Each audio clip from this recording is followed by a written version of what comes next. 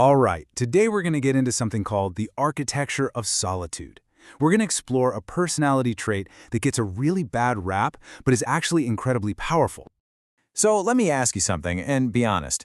Do you find that a quiet evening, just you and your thoughts, actually recharges your batteries more than a loud party? Does the idea of solitude feel more like a welcome relief than some kind of punishment? If that sounds familiar, then you've probably been labeled before. Society has this tendency to see a preference for being alone and just slap a tag on it. Lonely, lone wolf. The assumption is you must be detached or cold, or maybe you just don't know how to connect with people. It's a really common and frankly pretty lazy assumption. But here's the big idea we're digging into today. What if we've got it all wrong? What if enjoying your own company isn't some kind of weakness or a social failure? What if it's actually the sign of a really profound personal strength? Let's break down what that really means. Okay, first things first. We need to completely dismantle the biggest misunderstanding out there, the lone wolf myth. So this myth, it's super simple and honestly kind of damaging. The story goes that if you choose to be alone, it must mean you're antisocial or awkward or just plain bad with people. It paints solitude not as this deliberate choice you make for peace, but as a failure to connect with everyone else. But the truth? Well, as our source material shows us, the reality is something else entirely. This isn't a weakness at all. It's a kind of perceptive power. And this is where we need to completely flip the script. The idea that having a small circle of friends or just really valuing your quiet time is some sort of flaw, that's not it at all. In fact, it's the result of a very specific and pretty incredible, highly developed skill. And what is that skill? It's what the source material calls high social perception. You can basically think of it as a finely tuned, built-in bullshit detector. It's this ability to instantly see through all the social masks, to spot the fake behavior, and to just know when an interaction is all for show. So, okay, how does this authenticity detector actually play out in the real world? Well, it all boils down to spotting inauthenticity.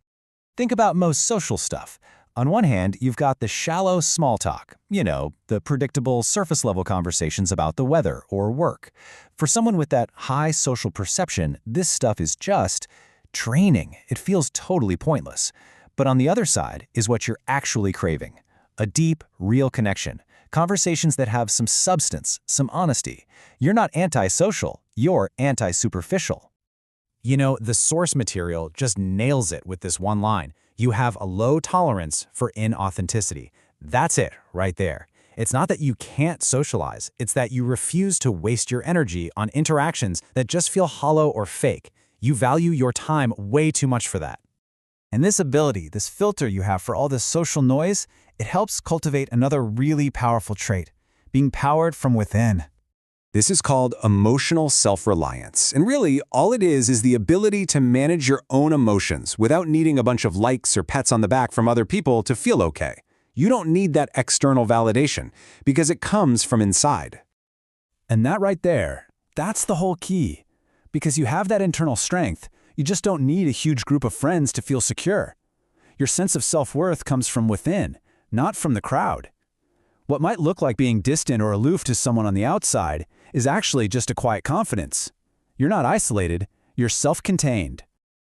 So, when you put all of these pieces of the puzzle together, you start to see the real picture. We're way past that lone wolf myth now. We've arrived at what the source calls the badge of independence, a sign of true integrity. And this whole transformation, it's a really clear, logical process. Think about it. Step 1. It all starts with your perception. You see right through the fake behavior. Step 2, that leads you to make a choice. You actively pick authentic solitude over fake company. And then step 3, that choice builds your emotional independence. See? Each step just flows right into the next. And this is the ultimate reframe. What the rest of the world might look at and call loneliness, that's not what it is for you at all. It actually becomes this testament to your integrity, to your self-respect, and a sign that you refuse to settle for anything less than what's real. It becomes a badge of honor. So we'll leave you with this final thought to chew on. If any of this has been ringing true for you, maybe it's time to look at your own nature a little differently. Is your solitude really some kind of curse that you need to fix? Or is it a powerful, deliberate choice, a commitment you've made to living a truly authentic and independent life?